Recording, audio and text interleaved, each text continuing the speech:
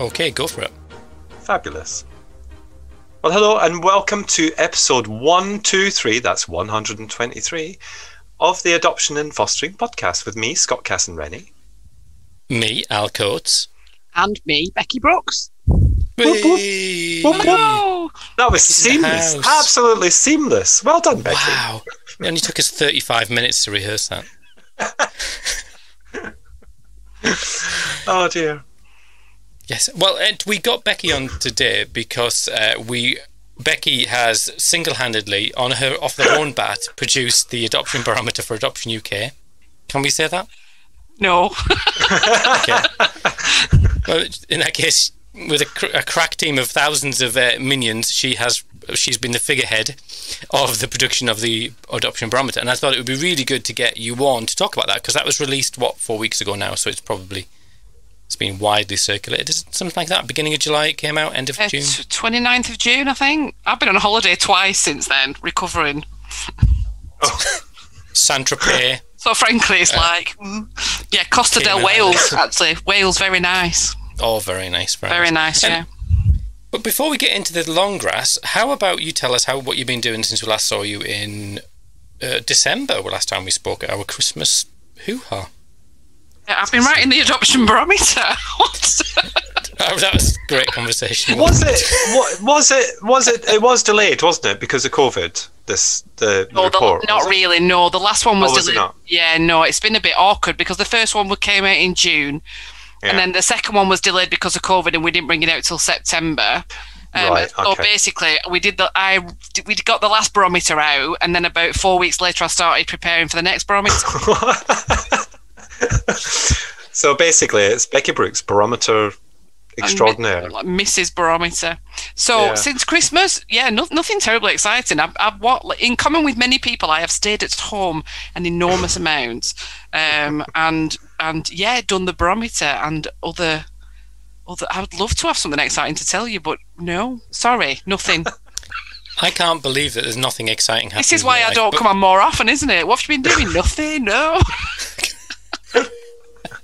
Watch some telly. Yeah. But on a really serious note, are you not going a bit stir crazy just doing the barometer for 3 years solid? No, because I'm a desperate nerd. So I mean, it's entirely my cup of tea. The schedule is that in November and December I start sorting out the questionnaires and sorting out the survey questions, which obviously gets a bit easier after the first one. Took absolutely ages, obviously, but a lot of it's carried over. So November and December is that, finalising the question sets, and we had a bit extra this year because we included the survey for adopted adults and young people, so that was all new, and obviously that had to be. We did that in conjunction with a group of adopted adult volunteers, really, who just came and talked over the questions and helped us to get them right, to be honest. And then the survey goes out in January, February, and I do other things while we're collecting data, and I do have some other things that I occasionally do. And then really between the end of March, so I'll get the data at the end of March, and then I have 6 or 7 weeks to crunch the data, filter it by every nation, and do all the maths, and then write the basic report.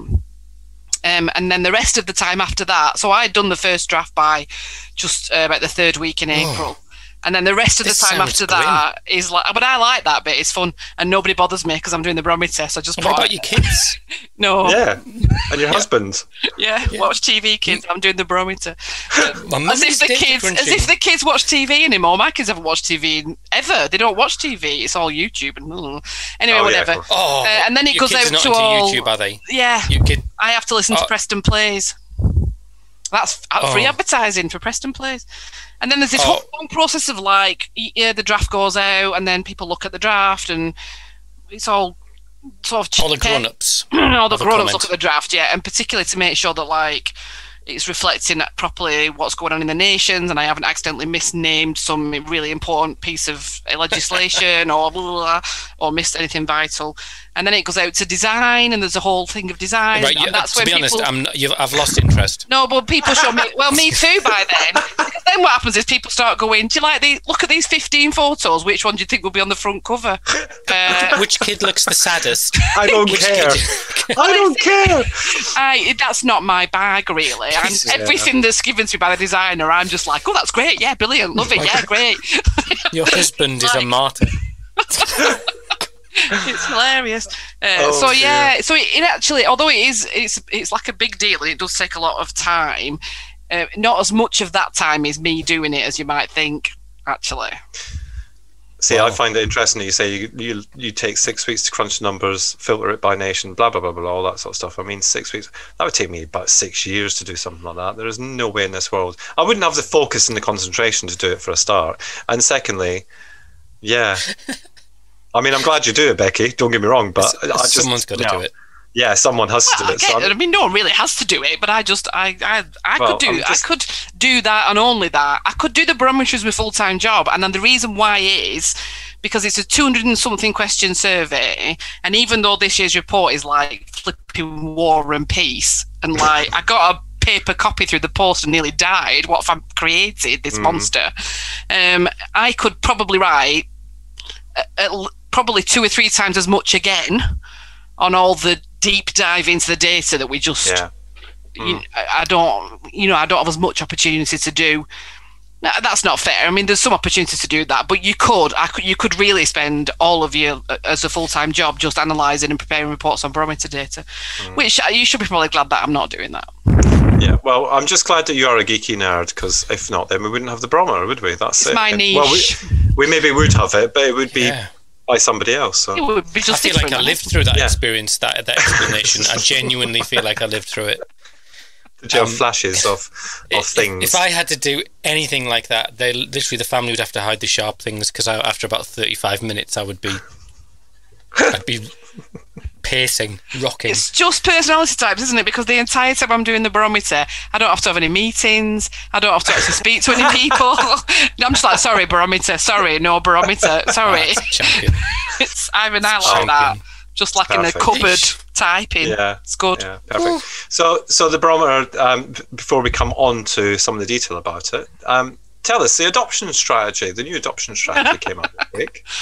And Al and I have discussed it already, clearly, because we did a live the other night. For anybody who's missed it, you can skip back one episode and you can listen to that and you can hear us waffle on about it. What? Your social media training's paying fruit there. That was freaking awesome. Well done. Yeah, it was, wasn't it? So skip back one episode. Just briefly, Becky, because we know that you have opinions. Thankfully, because if you didn't, then you wouldn't be here. Yeah, exactly. Don't grit your teeth like that, Becky. What's your brief thoughts on the strategy? Brief. Full disclosure, I haven't read it all. So I've read up to the part where it talks about education, and then I just faded into. Lost interest. I kind of struggled a bit after that. And I think that's because the part that obviously is of most interest to me, which is the education part, I did find somewhat kind of vague and a bit disappointing, really. There are some really concrete things that could be done, and I just found it a bit just not, I always hope for more. We always hope for more. We keep hoping for more. And I think other than that, I think there are some nod towards some things that I think are quite encouraging. There's a nod towards the sort of lifespan of an adopted person, just an acknowledgement of the existence of adopted people beyond recruitment and placement, which is something. And I think some sort of reference to transition to adulthood and what it means to be an adopted adult, and that there's a reference to that. I did think there were some confusing messages around. This was just something that I picked up on. I don't know if other people really felt this, but I thought there was a little bit of confusing message around whose voice needs to be at the centre of things. Yes. I haven't listened to your previous thing about obviously, this. But there was a bit of a confusing paragraph that talked about adopter voice being at the centre of it, and there's some good practice of this. For example, this RA has got an adoptee on the panel of it, and I'm like, this is mean, that's really great, but you were talking about adopt a voice. And if you're talking about adopted people voices, that's really important too. I think we just perhaps need to clarify who we're talking about. And there was talk about the voice of the child being at the centre, and that obviously is really important. But that also misses out the voices of those older adopted people that, you know. So I thought there was a bit of, I think there could be being a bit more clarity there, really. And I guess we're just relying on RAAs and in education, virtual schools, actually. A lot of emphasis put on those to just do stuff. I'd want to see commitment to something to back that up, really. Like money, really. Or, you know, like new policy, statutory guidance, or strengthening of legislation, or, you know. But there are some positive things in there. It's a game with two halves. But I think there were some positive things in there as well. It wasn't... Well, it's interesting you talk about the legislation thing, because how long has this government got left to go?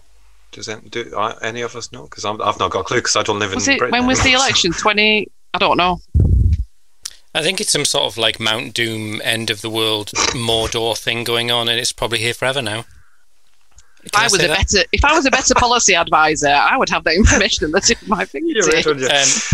No, I was just wondering, because obviously legislation takes a bit of time, doesn't it? December 24. Oh, okay. So there's still a while, So they could have introduced something into kind of that process, couldn't they? Maybe. Yeah. Oh, well. Maybe. Hey ho. Let's not get stuck in the long grass of the strategy. No, exactly. Yeah. It'll be chewed over for years to come, no doubt. Of course it will. Yeah. I mean, from our perspective, or from my perspective, because I would never think to speak for anybody else, but I think there was a certain amount of it that was just regurgitated, and you know, we've heard a lot of it before, and I mean, you know, it's just it could have been a little bit better. That's my... I think we could always I think it can always be better, but I did think there was some direction of travel that was more encouraging. I thought. I think I just would phrase it in that way. The direction of travel seems a bit more... Yeah. I guess it was not a groundbreaking, perhaps like the Vision 2020 that came out of the blue. Exactly. That's real, like, wow, we're going to do this and we're going to do that. It felt just like a more of the same, bit of a tinker here, there. The RA's lead is probably the only thing. Yeah. But anyway, and I think there are probably things in the existing legislation that are not fully bearing fruit yet, and so what we do need to do is not write new legislation in some case. I mean, I can only really talk about education, but people are often saying to me, well, they should make sure this, they should make sure that, and I'm like, oftentimes, actually, the legislation and statutory guidance exists to ensure that supposedly happens, but the problem is coming in the way that that's being implemented day to day. And I'm not an expert on the whole adoption landscape, but I would suspect there's an element of that as well, that there may be legislation and guidance to support certain things we'd like to see happening, but then there's sometimes a gap between, as the barometer demonstrates. Oh, nice. Ta-da! There's sometimes a gap between, you know, the policy that's written down and the actual lived experiences of people, whether that's due to just, you know, whether that's resourcing or expertise or whatever reason that is. So there's some of that as well. But you see that in things like the national minimum standards that have been around for 10 years, and there's things in there that people go, oh, so it's a requirement that I get a life letter. It's a requirement that I get life story work. It's a requirement. All these things that, like you say, so that often when you dig down, it's there, but it's just not being done. So that's the key thing, isn't it? Which maybe is the RAA. The RAA lead is the person who's going to maybe push to get some of that brought to, you know, into practice. Yeah. Anywho, Adoption Barometer. So this year... Yeah. Sorry, Scott, you were going to say something there? No, I was just going to say, before you jump in, because I'll never get a word in after he starts talking. So I just wanted to ask Becky about the adopted adults and young people. Was there a big kind of was there a large number of those that took part in the barometer this year? It depends what you mean by large number. No, I mean, I think I'm going to have to say by most, obviously, all right, Bojo. Adoption UK's reach amongst the adopted adult community is nothing like the reach that it has amongst obviously adoptive parent community, this is not the first time we've put out surveys for adopted young people, adults and children actually, and we had 159 full complete responses from adopted adults, ranging in age from people who were adopted in the 1960s or earlier up into those who were adopted in the 2000s. So you had to be 16 to fill it in. So we did have quite the span. More of the respondents were at the younger age, but they did, it did go right back. I would have liked to have top 200 really, but I think it's approaching people that may not really know where they stand with Adoption UK as an organisation, and that may not historically have had an awful lot of involvement, and that very much see Adoption UK as an organisation that's for adoptive parents, which historically that's how it began, isn't it? As rooted in peer support, which is obviously still like massively part of what Adoption UK does. But I think from my perspective, looking at policy and advocacy, having the input from adopted people is really essential.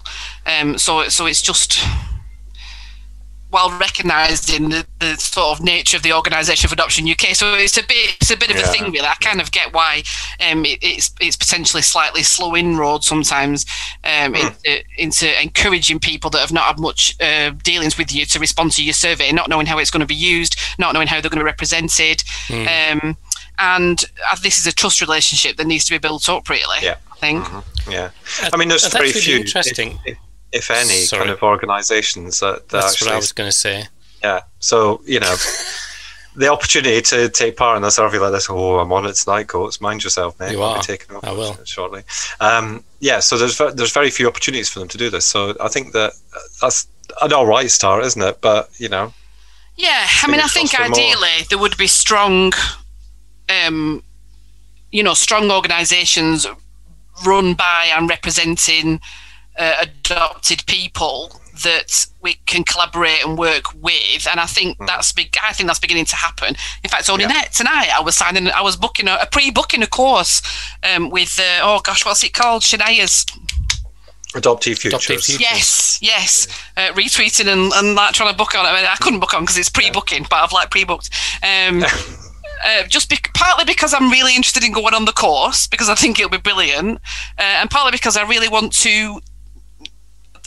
that to exist, right? So I just think you need to put your money where your mouth is on that. I really want that organisation to exist, and I really want that training to be happening, and for people to be able to access it. And so I think, whatever, let's put the money down and go on the course, because it will be brilliant and it will support this organisation. So I think,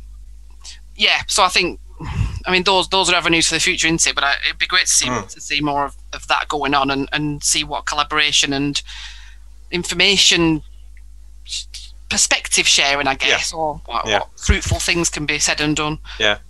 And just to link to that, I mean, Shania and Adoptee Futures, they're taking part in our annual conference in November. So if you'd like a ticket, then visit our website, noborderstraining.org, and you can get your ticket there. Sorry, just a little ad there. Little ad break. You're on fire. You are on fire. I tell you, I'm shocking myself tonight. Seriously. I know, crikey, you've had your Vimto.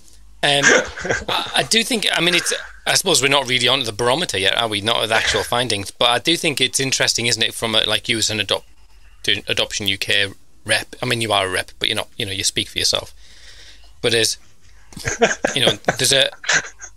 Well, you know what I mean. But there's a community of adopted adults who don't necessarily want to align themselves to Adoption UK for just obvious reasons. They just, they think, well, you're there to promote adoption and to promote adopters, and we're not adopters. We don't want to be aligned to that, even though they may not feel any. It's no acrimony, so it does make sense. No, I understand that. I mean, I would slightly take issue with the idea that Adoption UK exists to promote adoption. I'm not I'm not sure that was what. Not that I was there 50 years ago when it was set up. I'll be honest. Around the kitchen but table. I'm not sure that's what. Around the kitchen table.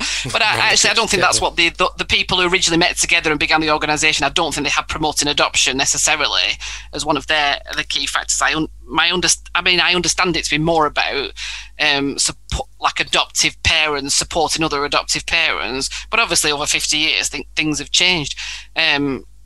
But I can from my how side of people it, from the I do. outside would see it as Yes, that. I can see that, and there's a lot of confusion about what Adoption UK does. Sometimes people think we're an agency, so you get random emails. The kind of sometimes like direct marketing emails I'll get to my email account. Clearly, it's people who think that we're an adoption agency that place children for adoption, which obviously Adoption UK isn't. Random. I remember do you know what? When I worked for Adoption UK, I used to get exactly the same thing. And so I mean, there's it's. What do you do with them? Sorry. It's tricky. So it can be a bit, it can be a bit tricky. But I think really, as I said, there is a trust relationship that needs to be worked on. Not that, but it's a relationship that I think can be developed. But with the understanding that our experiences are not the same, adopted parents don't know what it's necessarily like to be adopted people, and vice versa necessarily. Yeah. Right. So let's get to the guts of the barometer then. So tell me what. Obviously, people can read it. It's in there. It's on the Adoption UK website. If you've got an hour, if you've got an hour, it's quite long. It is. But it's quite. And try not reading it without hearing Becky's accent in the background.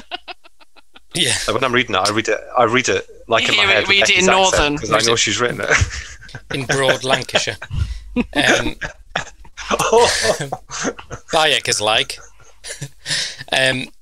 So there's a summary of recommendations that kind of is 6 recommendations, but then it's broken down into sections where there's recommendations. So was there anything in this barometer that came as a surprise to you, or was it kind of just more of the same? And we ask this every time. Every single person asks me this every single time. Forget it then. So what I'm gonna say is no. You asked me last time. What I'm gonna say is this almost a rehearsed answer, but this is just true. Not massively, because a lot of the questions we've asked before, and we wouldn't expect an enormous change in one calendar year. But I think one of the things, there were a couple of things related to COVID that came as a surprise. I'd probably assumed that it would have been taking people a lot longer to get through approvals and matching during COVID. Didn't seem to be. Not from our respondents anyway. Right. There was mixed feelings about whether COVID had been a good thing or a bad thing for adoptive families. I mean, it's been a bad thing for every family, don't get me wrong, sorry. Let me rephrase that. There were mixed feelings about whether the impact of COVID had been, on the whole, extremely negative or less negative, right? And how it had impacted on different people, particularly around education, particularly around the approvals matching and early stages of an adoptive family. So there were some saying they found it very difficult, they couldn't go to any toddler groups, or they couldn't see the support network, and there was big difficulties for people who could see people with newborns being exempted from some of the social distancing regulations, but with their newly placed children who were not newborns, not getting the same kind of dispensation and being stuck. But on the other hand, some people did say, well, it gave us, we were on furlough, so we were looking, it gave us lots of time to bond and time together as a family, and so that was good. But I think really for me, so because a lot of what the barometer contains is similar to previous years, and we're just looking at comparing data one year to the next and seeing how things have changed. Wales, by the way, big shout out to Wales, because there's been some policy changes in Wales and some injection of funding, and you can actually really see improvements in some of the responses when you just look at Wales on its own. So I mean, it's sort of grist to the mill that when governments do things, improvements happen. But for me, the big story of it is the transition to adulthood section, and the stories of the adopted young people and adults who were gracious enough to share their opinions, views and experiences for that survey, which I'm hugely grateful for. So we can broadly say that across all the other areas, so perhaps adoption support, matching, placement, approval, it's kind of just a steady as she goes. But in Wales, you saw, there specific areas they'd put money into that, or was it just general money into the system? In 2019, Wales announced, I can't remember the exact figure, but it was several £1 million towards adoption. It went into different areas. I think some of it went into Tessa. I don't want to misspeak and misremember what I actually wrote, but I don't want to misremember this. But what we saw in Wales was, considerable improvements in the speed of access to adoption support. So I'm not saying everybody in Wales has had a perfect time of it. If you're listening in Wales and you think that I'm saying 100% of people in Wales are absolutely thrilled with everything, that's not what happened. We'll get letters. Yeah, please don't. If you want to email Alan Scott, that's fine. Just don't email me. No. But we did see in Wales really increased speed of access. So the gap, the length of time between phoning your agency and saying we need support and support actually occurring is decreased, and that's really encouraging. And wonderful. Indicators of satisfaction with the support that's on offer have increased pretty much across the board in Wales. And in fact, we give the little score of poor, fair and good. I think Wales moved from fair to good overall in a couple of indicators. And I'm pretty strict on the score. I'm a mean teacher. I'm quite strict. If you get, you have to get 80%. It's 80% to get a good, and if you get 79, you're not getting a good. But there were a couple of places where Wales were like on the cusp of good, but not quite there yet, nearly there. Life Story is another thing that Wales does, gets a lot more positive response rate than elsewhere. But again, they have a really great national strategy for Life Story. So your red pen was not out as much for Wales. Not quite as much. I mean, that's really interesting. Like, it's really interesting because national strategy. Let me talk. Honestly, you've had two questions, and I come in to make a comment rather than ask a question, and then let you crack on, because obviously it's your podcast, isn't it? So I was just going to say, like 10 years ago, Wales was the complete opposite of this, wasn't it? Well, I don't know if you know that. I don't know. I've got friends who've adopted in Wales, and oh dearie me, it wasn't the best. It really wasn't. I think there's still it's not perfect, but then nothing is perfect, and there's still a few bits and pieces. But that's a really positive. It is. We look for forward movement. If we look for progress, that's what we look for, and we are seeing it in some. Yeah, amazing, brilliant. Well done, Wales. Well done, Wales. Interesting that they've got a national strategy for life story work. Which can I just... Funny, man. It's been a long week. We've spent far too much time together this week. But it feels like that when we talked about the strategy before, when we talked about the RAA lead, that is maybe something that we'll start to see, someone focusing practice in on an issue. There's someone who can get the RAA leads together and say, hey, let's pull out the best practice and level everyone up, to use a well-worn political phrase that's bandied around now.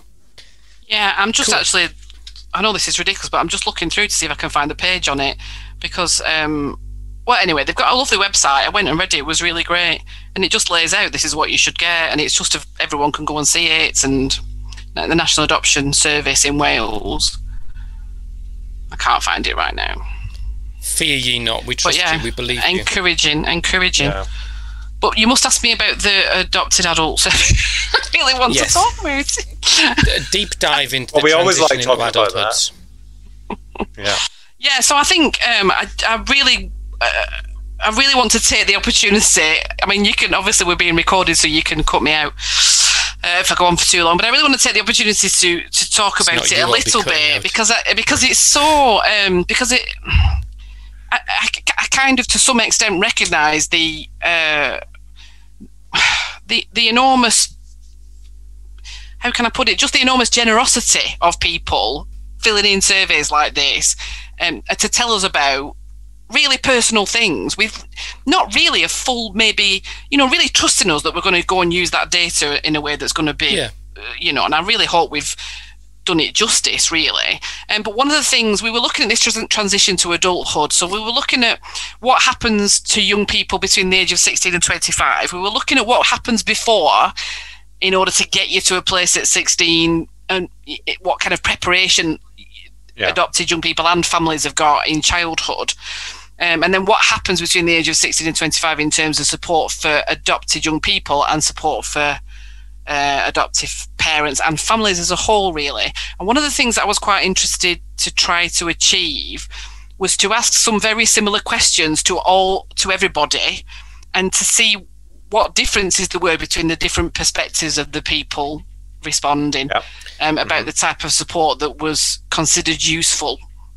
So is that I think Al's gonna... No, just so you're saying you would ask like a parent what would be helpful, then you'd ask an adopted adult, and maybe just as a comparison, really, just to see. Yeah, really. So what we did was we gave people lists of things that might be, what we called them protective and supportive factors. List of things that might be considered protective and supportive factors in childhood. The list for parents and adopted adults were not quite the same for that, because for parents we did have some things in that were about job security and things that were more parent relevant, and for our adopted adults there were some things that wouldn't really be relevant for parents, but we gave them both lists and said, can you put these in rank order from what you consider the most important to what you consider the least important? So we can't say that any of them were not considered important, but we can say they were ordered. And then we did the same thing for the 16 to 25 period of transition, and that one we gave parents and adopted adults and young people the same lists. And when I laid out the results, we separated out parents, those adopted young people who were 16 to 25 at the time of doing the survey, and those adopted adults who were over 25 at the time of doing the survey, because I just really wanted to see if there was any difference in the perspectives and whether things changed according to what role you were playing in this, and where you were at your stage of life. And there were. So that was interesting. What were they then?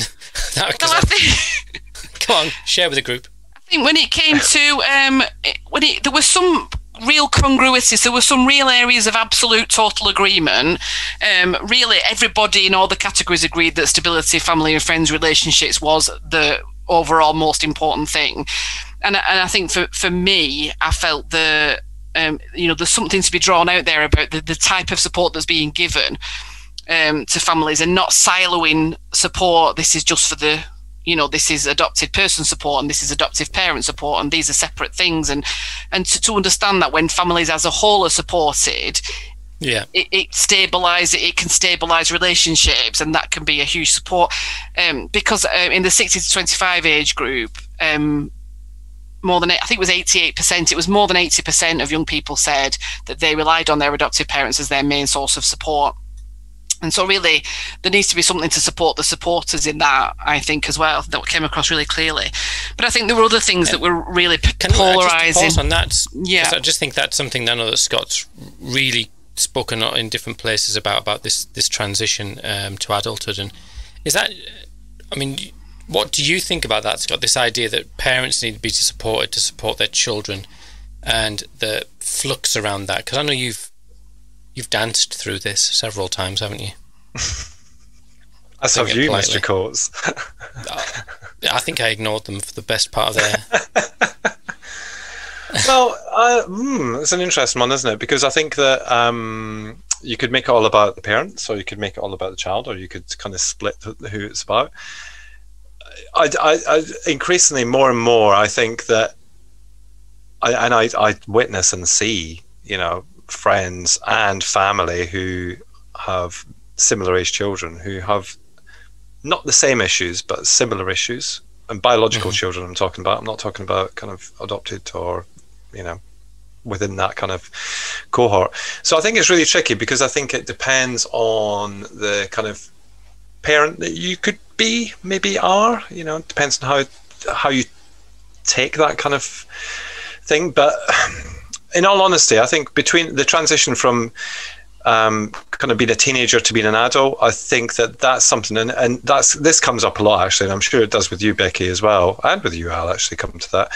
The thought that, we when we first become parents, we never think beyond 18. We think at 18 that potentially that's when they become independent, or they may kind of dance with the other side of the fence in terms of the green grass that might be greener. Etc., etc., all those kind of phrases that I've heard over the years.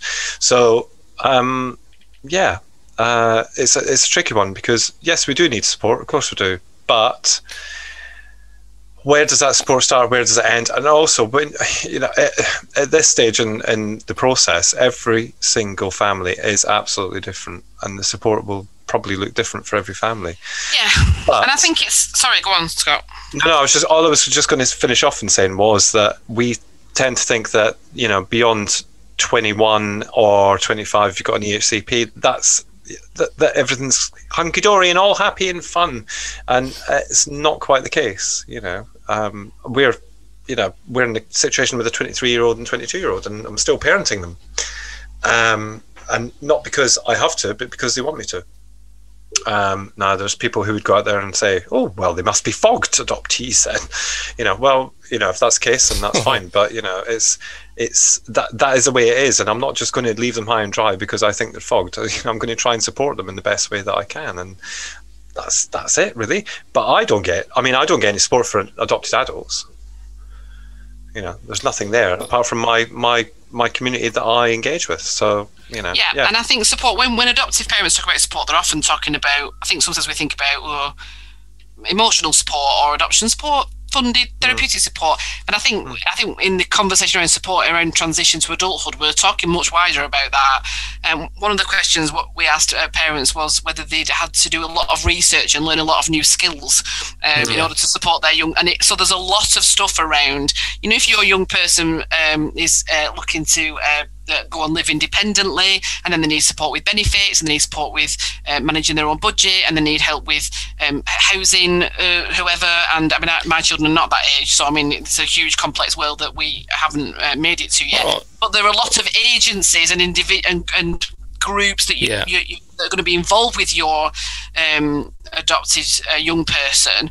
And if they do want your help with navigating all of that, it's a huge upskill for everybody, really, isn't it? Just navigating this complicated world of all the services and provision that might be available. And so I think sometimes the support can be really practical, just having the information available to you, so you're not spending hours on the internet chasing down what the form is that your kid needs to fill in for that thing, Because there's a whole myriad of things, isn't it? Like the transition into adult social care potentially involvement.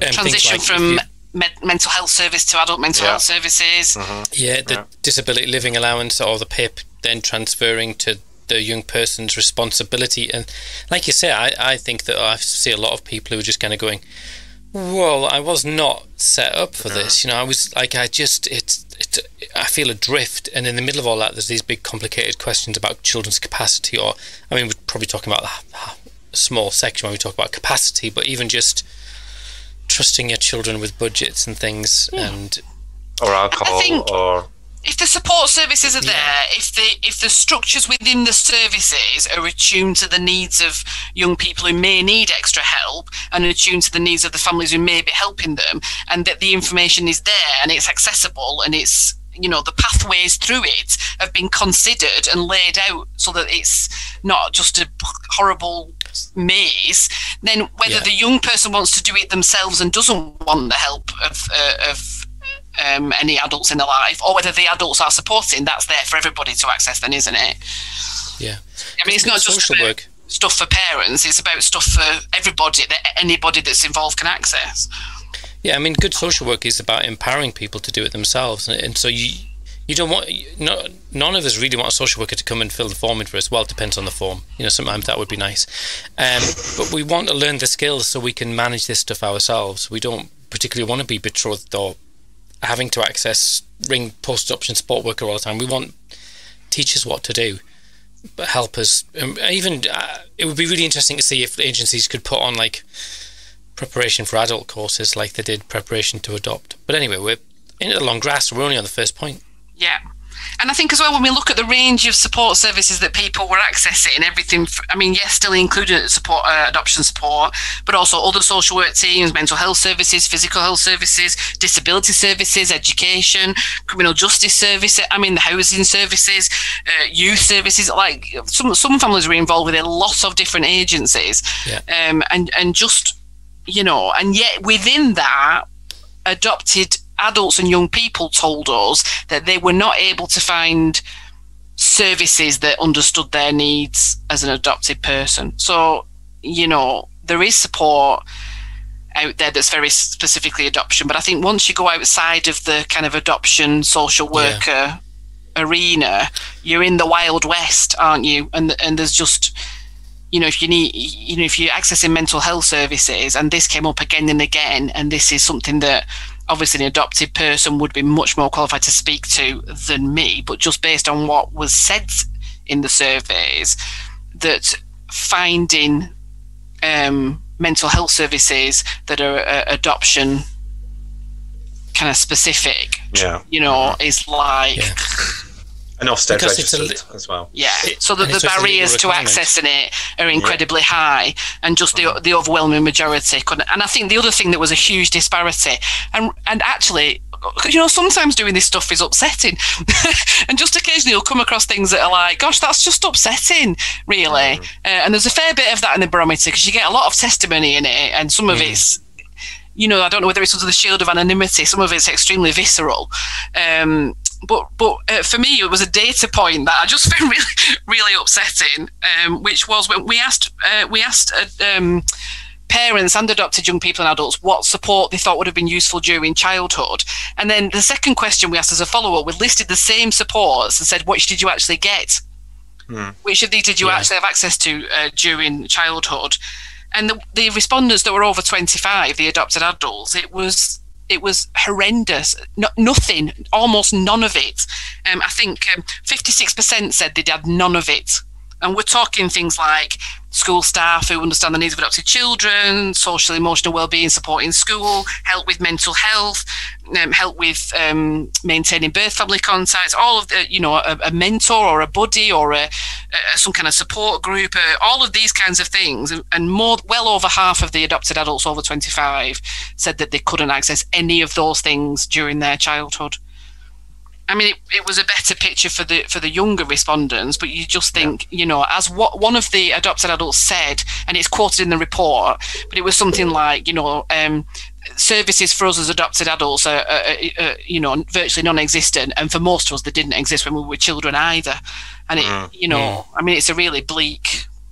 Yeah, I mean, I'd like to think I'd like to think that we've progressed at least a little bit in that, and I think we have, but the data of this, which is obviously not representative of the entire adoption community, 159 respondents, but certainly all the younger respondents reported a much higher rate of engagement with all the protective and supportive factors. Still not, I'm still under half in some cases, but at least some. But it's horrendous to think that the lack of that for the kind of older adoptees, I don't know how to word that, the older adoptees, how that may have impacted them now, the fact that there was no support and they couldn't access support and all that sort of stuff. Yeah, and I think I really want to say that, sorry, Scott. No, go on. To say this because it's really important. I'm aware that this is not new information. There may be older adopted people listening to this now and going, well, for goodness sake, we've been shouting about this for years. So I'm not presenting this as like, look what we've discovered. We didn't discover this at all. This has been spoken about for a very long time. And my feeling is that, what can I say? I know that the Adoption Barometer is read by people that work at the DFE and are involved in those things. So it feels like a small contribution to saying, to backing up what's been being said for a long time, really, not in any way to say that we've discovered this.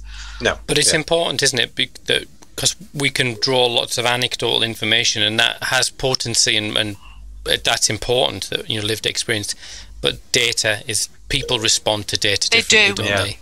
Yeah. And I was thinking about this. There's a generation of children, young adults now, who sort of the generation where the children from the beginning, the Children Act, who've probably the children who have experienced the worst reasons to come into care. Not relinquished, which is, it's all degrees of terrible, but relinquished is probably the least traumatic of all of the routes into care. And so children who've then experienced the worst, but the systems were still just in place for those children who'd been relinquished. So, children have experienced abuse and neglect and trauma, and we've sort of boiled it down to that cohort, but just not provided services. Just kind of thought, it's just like everyone else, they'll be fine. just don't talk about adoption and it'll all be okay. So they're breaking the ice, aren't they, everywhere they go, that like even as adults now, they're the ones that are saying there's nothing for us. And I saw this week on Twitter, it's been again and again, I don't know whether it's just what I've picked up on, but people saying there was nothing for me as an adult. There's nothing out there for me. Adoption is lifelong. And it's the strategy sort of hinted at that, but more than it did in the last one, so it's a move. I acknowledge the existence of adopted adults, let's say, which I think is good. I think I also think something that was really strongly came across to me in the looking at the data from these three groups, the adopted parents, the younger adopted people, and the adopted adults over 25, that on some issues there is a huge amount of polarisation of view. So some of them are absolutely clear cut.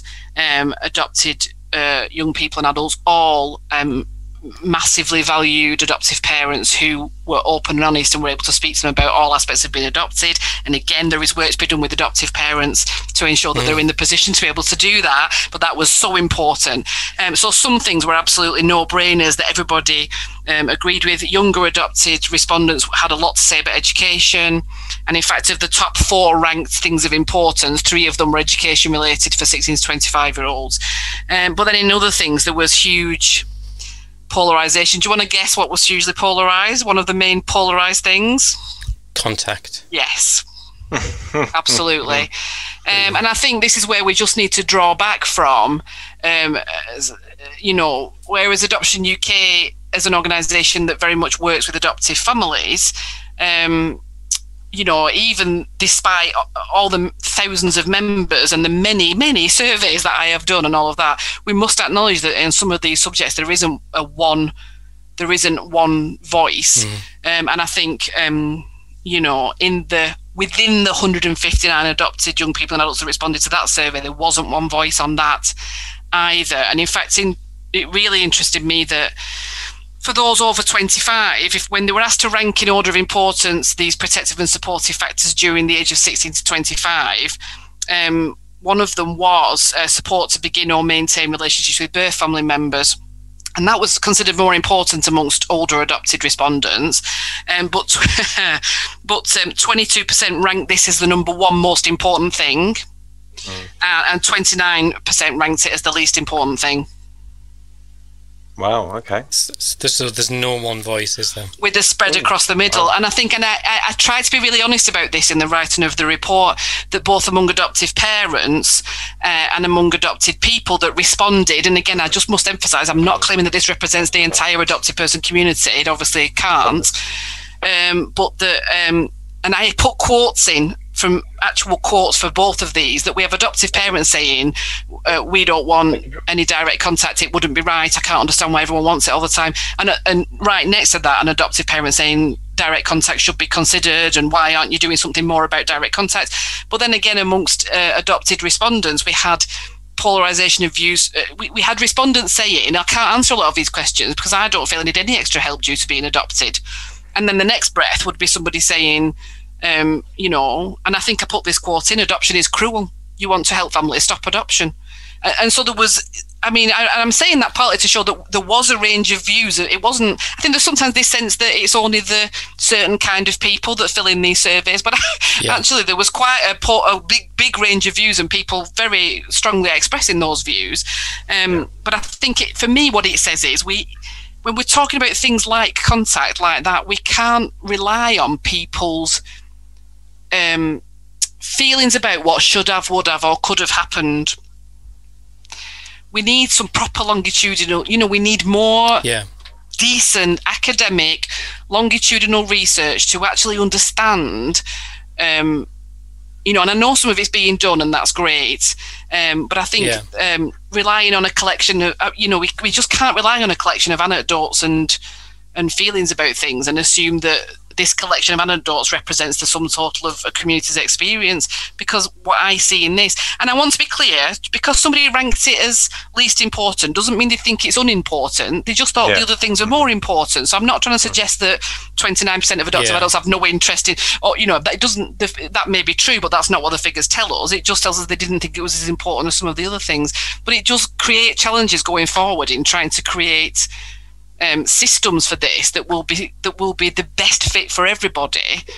and I'm glad I'm not in charge of doing that, basically. Well, I mean, the contact is a great example of an issue that is just every view is different, and because every circumstance is different. Exactly. And as you say, people can't. How can any of us look back in anything and say, I wish I'd had more of this accurately or less of this? Because we just don't. We're here because of what happened. It's a really hard question to answer, and it can change. And I know that. I mean, I've got 6 children, and all of them have unique experiences, but also unique perspectives on contact. You could ask them, and they, like you say, they're polarizing views as well. Some of them are extreme, and some of them are kind of like meh. And so it's just you like you say, how do you build a system that can embrace all of those complex needs? I don't know. We've done ourselves out of a job. It's hard, isn't it? It's hard. But I think I would say that, though. I think we can certainly improve what there is. And I think we can certainly sort of say, well, look, 22% of over 25s thought that support to begin and maintain relationships with birth family members was the most important thing they needed during the age of 16 to 25. And that's more than 1 in 5. So ensuring the services that are available to support young people through that, if that's what they want, and it's likely that 1 in 5 of them do, by the looks at least. I'm sure more, but I've ranked it as most important. Ensuring the services are in place doesn't mean everybody has to avail themselves of the services, but if the services are not in place, nobody can access the services, and so. It needs to be done. We had all kinds of parents, people saying, oh, well, my child got to 18 and they wrote to us and said, letterbox to stop now because they're 18. So we wrote back and said, well, what next? And they were like, oh, nothing. I mean, that can't be. I mean, what is that, really? Yeah. That's madness, isn't it? So just to kind of move on a little bit, and I'm just going to mention them, and if you want to briefly, I keep saying this to you, Becky, briefly, because I know that you could talk for hours about this stuff, and that's no criticism. That's just saying we've only got a certain amount of time. So introduced ring-fenced multi-year government funding for adoption support. Now this is an issue for years, isn't it? They keep on doing this like financial year thing in terms of support, like funding for children and young people all over, actually, not just in adoption and fostering. I mean, how important did that rate in terms of as an issue? Like, well, all right. So it wasn't one of the protective and supportive factors we saw. So I mean, it's not related to that what we were just talking about. But it's a hugely important issue, and it's something that Adoption UK. It's a question that is asked a lot at various, as you'll know, at various meetings. The response at the moment is around, it's been COVID, so but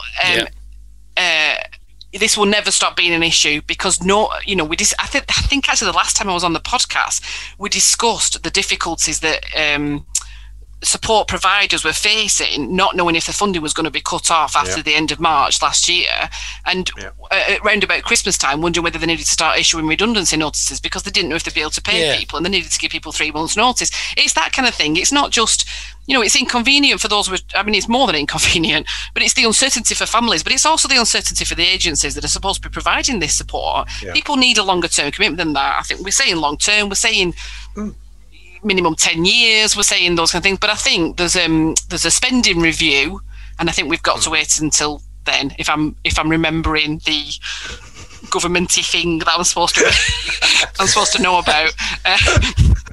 Who's the Prime Minister? Actually, don't answer that. I don't want to hear that name. No. Let's not go there. But so I think I think short-termism is the order of the day, isn't it? But we can perhaps hope for more when the proper spending review takes place. But we would hope, especially after the strategy this week, because that was obviously committing to a certain amount of money, but that was already committed to in some ways. But anyway, So, produce support plans for every child to be placed for adoption, agreed with adopters before placement, anticipating future as well as current support needs, and annually reviewed. I think it's that last bit that I was kind of intrigued by, annually reviewed, spotted. Because I tell you, I'm good. I mean, we would hope that there's a support plan in place, but they're possibly never relevant to the child that you've got 6 months later. No, and actually more than 70% of newly placed adopters told us they didn't have a written support plan in place. Wow. Okay. But I mean, I think that's a more complicated picture than it looks. I think if your written support plan is 2 lines on the child CPR, you might not have recognised that it exists unless someone draws your attention to it and says, this is your child support plan. My first child, the support plan was a couple of lines on the CPR, and it basically said, this child's very young and fine and doesn't need any support. Yeah. And that was the support plan. Because I think support plans are quite often written with the very immediate future in place, and this is why we haven't done this before, but we featured a case study of a regional adoption agency in the report, which and we're not saying this is the only regional adoption agency doing this, but this regional adoption agency had a bit of a thing during COVID and thought, hang on a minute, we're having to move to virtual meetings, this is not great, when new children moved into families and we can only visit virtually and we're going to have to cut down the face-to-face, this feels risky. So what they did was they did have a program for a sort of multidisciplinary, or certainly a team sort of meeting. They did have a procedure for that for children that were likely to have higher support needs, and they would just do it for those children prior to placement, to do a really good strategic meeting and do a really strong report, like multi-page report we'll do this in 3 months, and after 6 months we'll do this, that kind of thing. And what they did was review you would have for that sounds kind of, and with support built in, optional. Parents, nobody was mandated to go on it, but after 6 weeks you'll be offered this online training event, and after 3 months you'll be offered this other thing, and after 6 months you'll be offered, and so sort of a strategy for the first year or two built in, an option to review and see how things were going. And this had been something they had done previously with a proportion of children that they were placing, but during COVID they extended it to include all children that they were placing, and this was over 160 children, I think. And I think in an average year they said they placed over 160 children.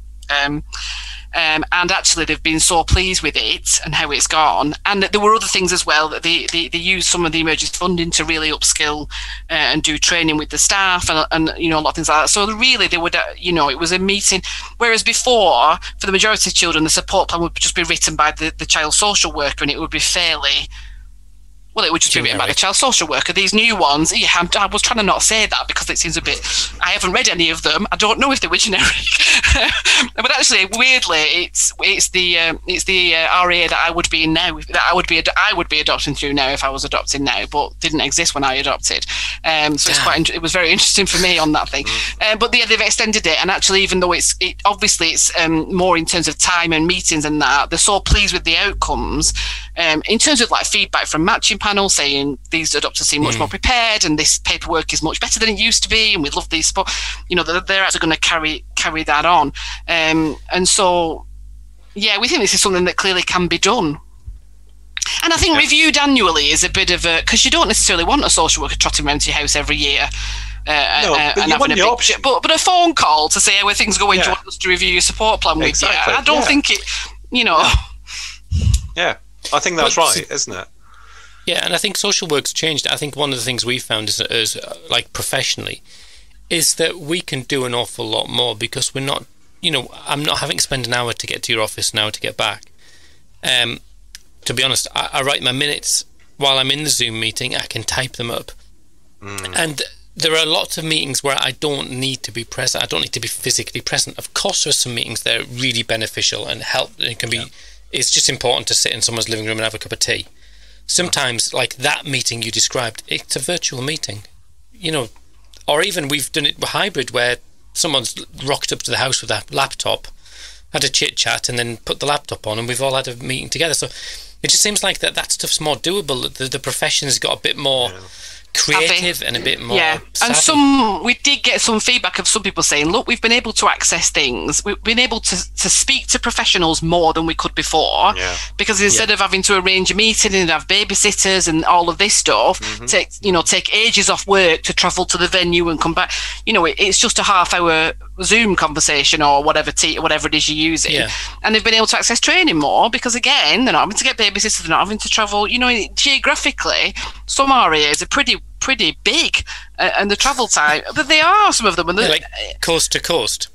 Yes. Yeah, well, even my RAA, which is quite geographically small, it's a really urban area, so it might only look like it's 12 miles away, but that's going to take you 40 minutes to get to if it's sort of tea time. Practical, is it? So it just adds a lot of babysitting time and hassle, and I've got to finish work early. So there were some people that said, it's like you said, Ali, it's not always appropriate, but for some things it can actually increase people's access.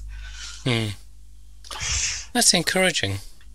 Yeah, but actually, the one you highlighted, Scott, we've asked for that for years. We just word it. We keep wording it in various ways. Yeah. But we see if someone will pick up on it one day. Yeah, but again, you see, and again, it's the level at which it's done. You can mandate it in statutory guidance, or you can just show the RAAs a really great example of it and see if they pick it up. So there's there's different ways of getting it to happen, but. But it doesn't all have to be done sat in someone's lounge, like Al said. Sometimes it's good for that, and especially for support and stuff. But actually, if you're doing a review, to do a half-hour Zoom with a parent, you know, if they're willing to take part, then an annual kind of check-in like that would be quite easy, wouldn't it? So yeah. The things we've also found is people, for example, if someone works, they can just nip into the staff room or the car park for half an hour on their phone and get Teams on their phone and do it. So it just it opens. I feel like it. Yeah. Those that have embraced it, it's been wonderful, and hopefully we can use that. I'm conscious we've talked for an hour. We have. Can I just ask for one more thing before I let you ask your priorities out? Because I'm interested in the fetal alcohol syndrome disorder point. So it said train all education and health professionals in early childhood trauma and associated conditions, including fetal alcohol disorder and attachment disorder. So how kind of prominent did that come up? I mean, obviously, clearly it's quite prominent because it's within the summary recommendations. But was it a big thing again? The fetal alcohol spectrum disorder wasn't covered in the depth in this barometer that it was in the last barometer. So we did we did this in focus thing in last year's barometer. In a way, I would like to, but you can't keep putting all the questions from the infocus in every subsequent barometer. I know. Yeah. It already takes the poor respondents about 40 minutes to fill the survey in, and I'm desperately trying to avoid survey fatigue. But I think pretty much since I've worked at Adoption UK, which is knocking on, it's a few years now, improving the standards of training at all levels of education has been a massive thing of mine, and it is a challenging thing to achieve, not least because there is some resistance in some parts of the profession, not least because there is resourcing problems and there are capacity problems, not least because it's debatable whether a half-day training for teachers is really the gold standard of what's going to create, but at least having heard of FASD would be an excellent start, I feel. Exactly. So then there's for FASD particularly, the lack of awareness of its even existence is a huge barrier. But I think the routes into ensuring that training is being given in education are difficult, because actually, although there is like a core content guidance, I'm talking about England now, there's like core content guidance for initial teacher training and what they call now the early career framework, which is 2 years of additional stuff you get on the job afterwards. Although there's like guidance around what should be in there, these are delivered by independent teacher training institutions, certainly the initial teacher training, and the government doesn't dictate to them word by word what should be on the syllabus that they're teaching, and so finding ways in to encourage this to happen at initial teacher training in the early career framework is, it's challenging. But we've got some specific things we're asking for in regard to that. But I think when I think back to when I became a teacher, which was in the mid-90s, there was really a lot of talk in the teacher profession around whether autism was really a thing. Is autism really a thing? Is it not just children that have watched too much TV, or is it not just an excuse for children who don't behave, or there was an enormous amount of talk around that? And I did go on actually. It's the single mums. Whatever it was. There was a lot of, there was a lot of that kind of talk and some resistance. And I did go on a half-day training course as a fairly early qualified teacher about, it was called Asperger's then, about Asperger's in schools. And it was instructive, and it didn't fully equip me after that to go and be an amazing teacher of children on the autistic spectrum, but at least I'd heard of it and I knew what it was, and I knew that it was a thing and not just a made-up name for children that didn't behave or for whatever. But that is really where things were. So I think there is some value in the sort of low-level awareness raising training to even get the conversation going. And I think in some, with FASD, there is particularly some value for that, because I don't think it's widely accepted as. I don't think it's just widely known about. And if you have heard of it, understanding what it actually means. To be fair, if you've heard of it, you've probably been affected by it, or someone has literally put the stuff in front of you, haven't it? And it takes me back 15, 20 years ago. Attachment was fairly new to the UK. It was a thing in America, but it took a long time for it to get here. And now people acknowledge it. So you have to kind of. With all of these things, there's like a period where we don't know what it is, and then loads of information comes and we use it in questionable ways. Strange things occur, and then it gets poo-pooed because, this is questionable and strange, and then eventually we sort of bed ourselves down into something that is a little more realistic and manageable. And I think, we'd be looking to achieve that in some in some like utopian future. I think it's a really helpful document, and I think that I was looking through, and the thing that sort of I really liked was in relation to families with older adopted children. And I think I really, really liked your recommendations, which were extend adoption support to at least age 26. It's just a yes. I mean, it's a mega bucks because it's lots of money, but it just seems that for the families that I know, those years remain complicated and challenging in new ways. Improved transition services into adult services, training and peer support for all adopters when the children reach 13. I think that's where I've got all of my help from, is from my friends. And the last one was establishing an adoption youth advisory. Well, people that Paula knows. Let's not. Let's not believe anything untoward about me. Establish Adoption Youth Advisory Board to the nation. It just seems like that we just need to broaden the scope of what we give to families, because that is just but we sort of touched on that. I think it's great. So you're doing another one next year, and what are you focusing on next year, or has that not been decided yet? We do not. We haven't decided. We've had some conversations, but I can say that in the initial conversation we've had, there is a general consensus that we would really like to go out to the adopted adult community again. It's a question of having the sort of synergy between what we're investigating and what people's experiences are, I guess. If we were to, we wouldn't do this currently, but if we were to say we're doing in focus on, your experiences of the first 6 months as an adoptive family, that might be a more parent-focused conversation, obviously, but we'd be unlikely to do that. My preference is to look to focus on something that's of relevance to adoptive families, and where the contribution of those who are adopted adults would make a really huge difference to the conversation, and to go and ask them, and also to to sort of network more widely before the questions are done this time. So when we did go out to adopted adult groups last time and get feedback on help to write the questions and feedback on the questions when they were done. But I'd like to do that more widely this time as well, really. But I don't know what it's going to be. We've got a few ideas. What do you think, guys? Don't ask us. We're just simpletons.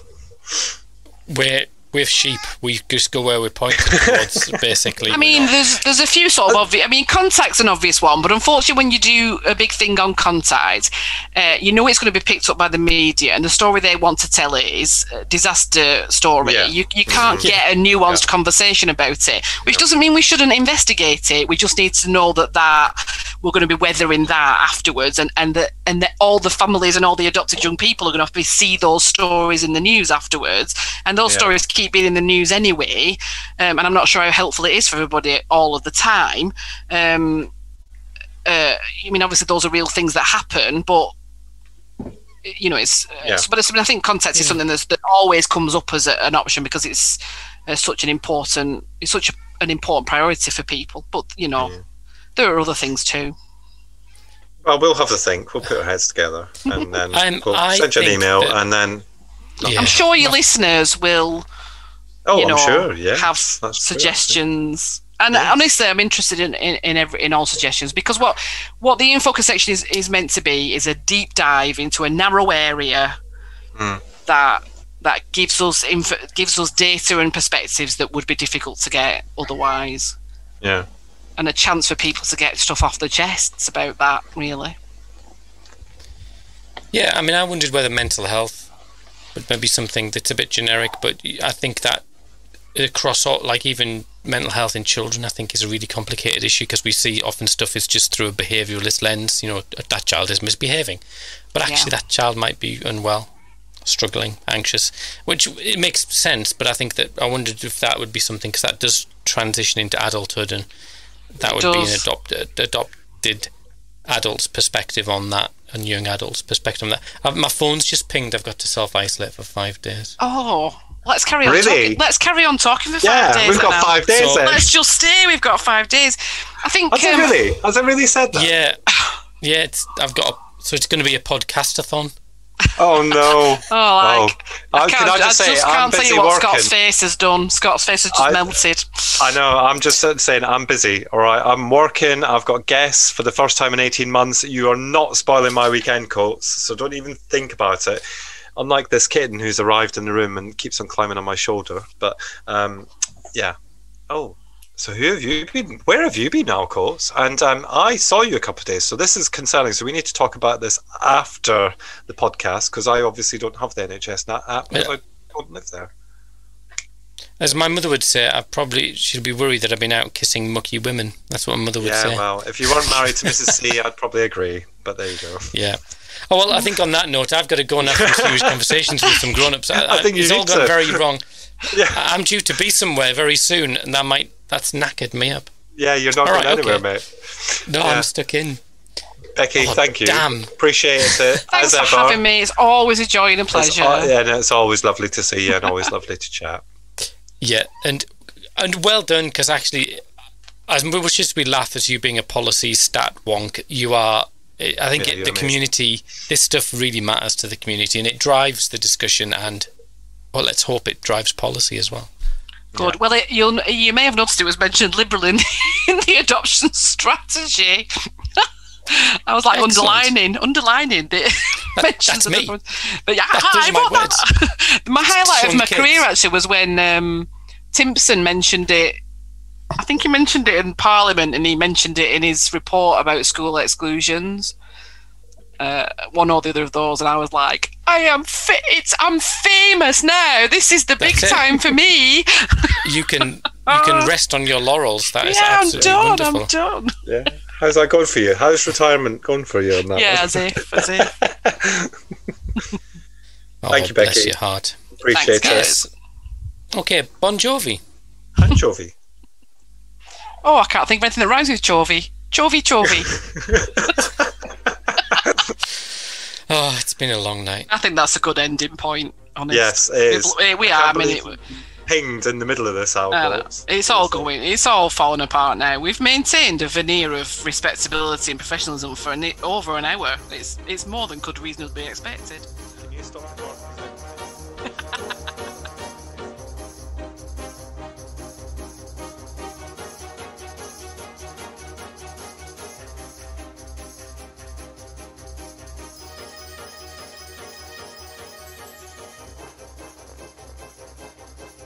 It's hard to tell when he's freezing. Can you hear me? Because no. Can you hear me? Yeah. Yeah. Clearly not. Yeah. Can you hear me? No, seriously, because it just all the settings just changed when I switched the light on. Shut up, both of you. I just switched the light on, and it flicked up on my computer and said all my settings had changed. So I'm not happy. Crikey. Not been out of the house in very long. Oh. It's after 3 nights with you. That's what's done it. Not physically, just in case anybody was wondering. It's not live, you know. No, I know that. I'm just saying to Becky. I wasn't wondering. That's all right then. Right, you're fine. Do you see these bags under my eyes? That's 3 days. 3 nights, 4 days with Al. That's mainly because my 9-year-old snores so loud through the walls. Oh my days! Seriously, I have never heard something so small make so much noise when it's sleeping. Bless her heart. Right. Anyway, I'm ready. I'm ready to rock. We're ready to rock. Okay, go for it. Fabulous. Well, hello and welcome to episode 123. That's